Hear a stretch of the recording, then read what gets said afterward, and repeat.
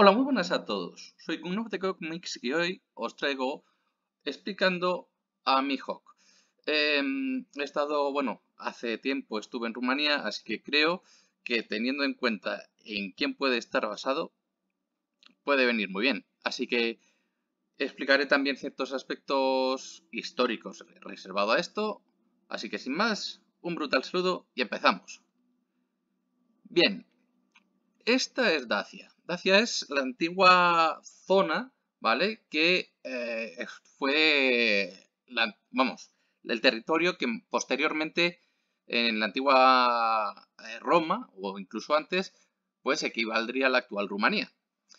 Y bueno, pues poco a poco fue cambiando. ¿Qué es lo que pasa? Que obviamente estamos hablando de la Edad Media y entre los tracios y los dacios hubo unas cuantas broncas entre ellos, ¿no? Entonces, bueno, a veces ganaba uno, a veces ganaba otro, y como veis, pues ha aparecido Moesia entre medias, pero en definitiva el dacio y el tracio tienen más o menos un origen bastante parecido. Entonces, ¿qué es lo que pasa? Tenemos a Dacia. Bueno, pues Dacia en su momento, con Trajano en el Imperio Romano, pues resulta que Trajano tiene ganas de expandir el mundo romano. Y pues junto con otro emperador, en este caso Decedévalo, me parece que si no me equivoco es como se llama, pues era el emperador que veis ahí con el gorro frigio, me refiero a Decedévalo, pues era quien gobernaba Dacia en su momento. Bien, como he dicho, Trajano es quien intenta expandir el territorio, así que se dirige hacia allá. Y pues con el paso del tiempo llega hasta allí y se apodera de Tracia. Luego ya poco a poco se ha ido quedando pues también con Dalmacia, con Tracia y bueno, pues con otras zonas que ya dominaba. Así que bueno, pues él consigue la mayor expansión romana. Pero vamos a seguir. Nos quedamos con lo que en la Edad Media sería la zona de Rumanía. Como veis, tiene tres escudos o está dividido en tres partes. Una que tiene a Cluj como capital, que en ese momento estaba bajo dominio húngaro, lo que en este caso además es la conocida Transilvania. Bien, abajo tenemos con la capital en Targovice, que es Valaquia, que es la del cuervo que veis ahí, y la que tiene forma, digamos, el escudo en forma de toro, con una imagen de toro, y con capital en Sucava, supongo que se pronunciará así, pues es Moldavia. Moldavia también es actualmente un país y, bueno, pues ha tenido sus más y sus menos, ¿vale? Pero bueno, estos tres territorios han ido poco a poco formando lo que es la actual Rumanía, junto con otro que es Basarabia. Y ahora vamos a ver un poco. Bueno, pues tenemos aquí, por un lado, lo que sería Rusia. También hay otras zonas, pues, que, bueno, en su momento también fueron llegando los hunos, pero bueno, y otros pueblos eslavos, pero bueno, vamos a dejar ahí a Rusia de momento, ¿no? También tenemos el Imperio húngaro o austrohúngaro, dependiendo del momento, y por otro lado tenemos a los otomanos. En algunos momentos vamos a tener también influencia germana, es decir, alemana, del Imperio Sacro Imperio Romano o zonas aledañas, por ejemplo, también Polonia. Pero bueno, las tres grandes potencias que más influencia van a tener son estas tres. Si dejamos ya más o menos esto dicho, aquí tenemos antes he hablado de Besarabia, pues, o Basarabia, también conocido, pues este es el escudo de la familia Basarab. Basarab llegará más o menos desde ahí con un origen cumano, es decir, túrquico, pero que ha pasado por la zona de la actual Rusia, y llegará hasta Targovice o la zona, digamos, de Arges también, que está muy pegado, hasta allí, hasta Valaquia. Bien, pasa el tiempo y entonces también hay que tener en cuenta otras influencias. Aquí veis, más o menos como veis, a Polonia, al Imperio Otomano que también está dominando por ahí, al Principado de Lituania y los países de la orden teutónica. Los teutónicos van a tener también mucha influencia. Y Polonia y Lituania en algún momento se van a unir bajo una misma bandera, ¿vale? Pues vamos a quedarnos más o menos con una cosa, y es que este emblema que veis ahí es el de la orden teutónica, que no es el que pertenece a los Drácula, ¿vale? Es otra. Pero en un momento llega a tener que hacer pues, pasos contra el Imperio Otomano y deja emplazamientos por esas zonas que veis ahí. Entonces, bueno, pues vamos a seguir. Volvemos a nuestro plano de antes y tenemos, bueno, pues la familia Basarab gobernando en Targovice, Arges, que también está por ahí cerca, y lo que es la zona de Valaquia unida. Bien, tiene también zonas como Brasov, con influencia, que en este caso Brasov pues ha tenido cierta cercanía también a la zona de Valaquia, pero es territorio, como he dicho antes, de Transilvania. Y bueno, pues, ¿qué es lo que sucede con esta familia? Pues que se empieza a tener problemas, ¿no? Y bueno, pues también hay otras zonas, como por ejemplo Arges, que, como digo, va a tener también zonas con castillos allí. Pero, bueno, tenemos a Basarab I, que es el que funda la familia Basarab, y más tarde tendremos a su hijo, uno de los primeros descendientes suyos, que en este caso es Vlad I o Ladislao I de Valaquia. Este no es nuestro querido vampiro, ¿vale? Bien, con el tiempo, ¿vale? Como ya digo, bueno, en Brasov va a haber esa cruz teutónica por un motivo, y es que allí va a quedarse, bueno, ahí hay una zona, un emplazamiento amurallado en la propia ciudad, una ciudadela, pero aparte, muy cerca está el castillo de Bran, que da por las cercanías, ¿vale? Entonces, teniendo esto en cuenta, ya se queda por allí emplazado, va a haber, desaparece o va a haber muchas rivalidades dentro de la familia y va a haber esta primera familia, que es la de Danesti, de uno de los descendientes, que es Dan I, y poco a poco se va quedando más con la zona occidental, perdón, de Valaquia. Y con el tiempo va a aparecer este otro escudo, que es el de los Draculesti. Este aparece más tarde, ¿vale? Pero se va a quedar con la zona, como veis, de aquí. Sobre todo, como es una zona más grande, va a quedarse con las zonas incluso céntricas, es decir, Targovice y Arges también.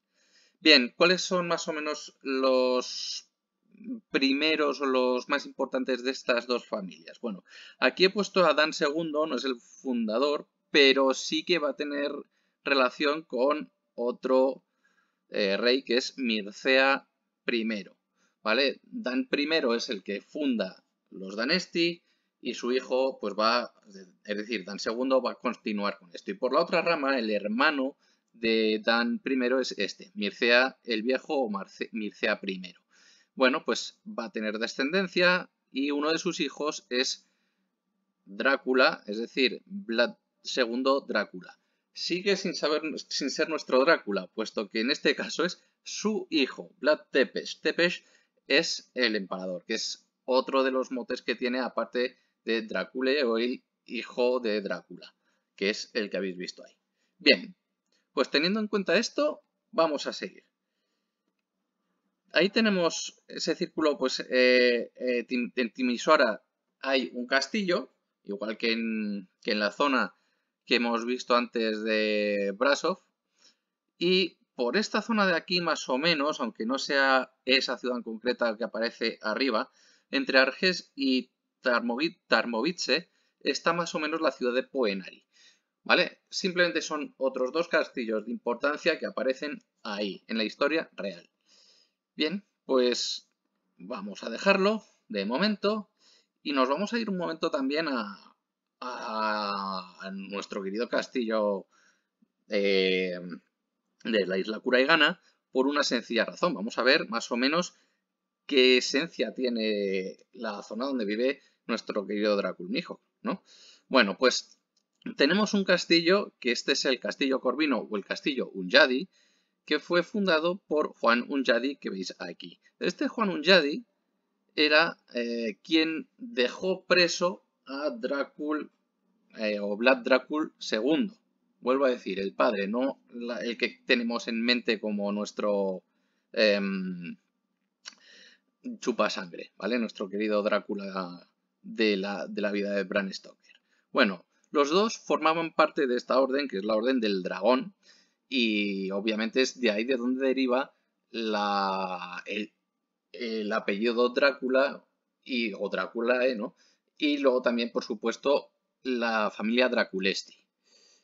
Bien, teniendo esto en cuenta, nos quedamos ahora con el castillo de Bran, que es este que veis aquí, y es que pasa el tiempo y en los años entre 1800, o sea, del siglo XIX, no sé si llega un poco también al XX, muy a inicios, pues se basa en este castillo que no tiene nada que ver, este sí que aparece en Brasov, que es la ciudad que decía antes, y que es teutónico del siglo XII, pues para hacer la novela. Así que el autor se basa en este castillo de aquí, ¿vale? Y bueno, por último, antes hemos hablado de, ahora sí, Vlad III Drácula, y este es el castillo de Peonari. Está en ruinas y obviamente muchas veces pasan de enseñarlo, pero que sepáis que es ahí donde residía. Bueno, pues vamos a quedarnos con estas ideas y ahora vamos a fijarnos también en esta cruz que lleva el dragón. ¿Vale? La Orden del Dragón pues tiene esa forma de alas en forma de hojas o algo así y en medio tiene esa cruz. Bueno, pues vamos a fijarnos en esta curiosidad. Vamos a fijarnos ahora en Yoru. Yoru, si os dais cuenta, se parece muchísimo, a pesar del filo un poco más curvo, pero se parece muchísimo a la cruz que porta la Orden del Dragón. Yo creo que es un poco la base para nuestra querida espada Kokuto de Mihawk. Bueno, pues posiblemente haya otras cosas por medio. A mí, por ejemplo, esos dos colinas tan extrañas, pues puede recordarnos un poco a Tim Burton por Pesadilla. Bueno, ya me entendéis, no me viene ahora el nombre, pero que me entendáis, ¿no? Yo creo que sí. Vamos un poco también a hablar de otro personaje y es Cyrano. Cyrano en Monsters es este personaje que veis aquí y obviamente no es, está basado en una persona real que vivió entre 1619 y 1655 y aquí no tiene la nariz tan enorme como el Cyrano de verdad, que era bastante buen poeta, aparte de ser un buen espadachín. De ahí el que sea, digamos, la persona a rivalizar con Ryuma en Monsters, dentro de Wanted. Bueno, la obra de teatro basada en este personaje se escribe en 1897 en Francia, ya que es el país natal tanto del Cyrano de verdad, como poeta y espadachín, como el autor de la obra. Y bueno, aquí tenemos a alguien que conocéis, ¿vale? Y es debido a que en 1990 se hizo una de las películas más famosas con alguien que la verdad que si lo comparamos al Cyrano de nuestra obra de Monsters, pues por el ropaje rojo, la forma del sombrero y demás, pues nos puede recordar, ¿vale? En este caso sabéis que ha interpretado también a Obelix, por ejemplo, en otras películas. Y bueno, pues Gerard Depardieu es, digamos, este otro aspecto que a tener en cuenta, ¿vale? Bueno, pues de Monsters yo creo que ya hemos terminado. Y vamos a quedarnos un poco en Lulusia. Y diréis, ¿por qué Gun está hablando de Lulusia? Bueno, pues Lulusia, por el nombre yo diría que con cierta repetición, si pasamos la L a la R, se podría traducir como Rurusia, lo cual pues nos puede parecer un poco al país de Rusia, ¿vale? Es muy grande y además es muy próximo. Y obviamente, aunque no es el Kremlin, ya sabéis que esta es San Basilio, la gran catedral que está enfrente del Kremlin. Y los Kremlins, pues no es el único sitio donde se ven, ya que aparte de Rusia, pues podemos ver países como Ucrania, que también tiene el propio Kremlin de Kiev, que yo creo que ya no existe. Pero vamos otra vez a ver qué es lo que pasa con Rumanía, que está ciertamente cerca iba a decir de Kiev, de Ucrania, ¿vale? Comparte dos de los colores, de hecho. Pero ¿qué es lo que sucede? Que si os fijáis, ¿vale? Este vuelve a ser el castillo de Bran. Yo creo que en parte sí que se parece el castillo de Bran al castillo que aparece ahí en Lulusia, ¿vale? Es decir, eh, además el rey también recuerda un poco a este aspecto draculesco, ¿vale? A tener en cuenta por eso. Entonces yo creo que está jugando un poco con estos dos países, este más por el rey y no tanto por Mihawk, ¿vale? Pero sí que sepáis que tiene esas dos cosas a tener en cuenta. Bien, dejando un poco los países, ahora nos vamos a fijar un poco en los ojos. Siempre nos hemos fijado en este ojo que aquí aparece dorado y en parte tenía cierto sentido. Aquí veis, no es un águila, es un halcón. Ya sabéis que Hawk también es halcón. Y bueno, en este caso no es que se vea mucho, sí que son como aves cetreras, pues de gran vista. Y yo creo que eso es la parte a tener en cuenta, ¿no? Muchos, aunque en este caso no se vea por la gran pupila que tiene, pero muchas aves sí que es verdad que pueden tener un ojo más amarillento. Y yo creo que esa es la base para que lo hayan puesto con el color amarillo que veis ahí. Pero dejando esto aparte, si nos fijamos en el manga, ¿vale? En cualquiera de los dos ojos, yo lo he puesto aquí, tiene color vino. Esto nos puede dar también a este color de falta de color del iris, ya que si le quitamos el color al iris, se nos queda a veces ese color transparente y por tanto se nos puede ver la sangre. Y bueno, como sabéis, pues también esa referencia a beber vino en vez de sangre y ese color sangre o color vino en los ojos, pues puede venir de ahí. Yo creo que tiene poco más, pero desde luego yo creo que es de interés. He comentado poco, pero ya veis que más o menos ciertas cosas de las que ha ido cogiendo el propio autor de otras obras y de un poco de la historia breve que he comentado, pues pueden tener sentido. Así que sin más, si os ha gustado lo que os acabo de exponer y si te ha gustado el contenido, como digo siempre, darle un like, suscribiros y darle a la campanita. Sin más dilación, un brutal saludo de The Gum of the Comics. Muchas gracias y hasta otra.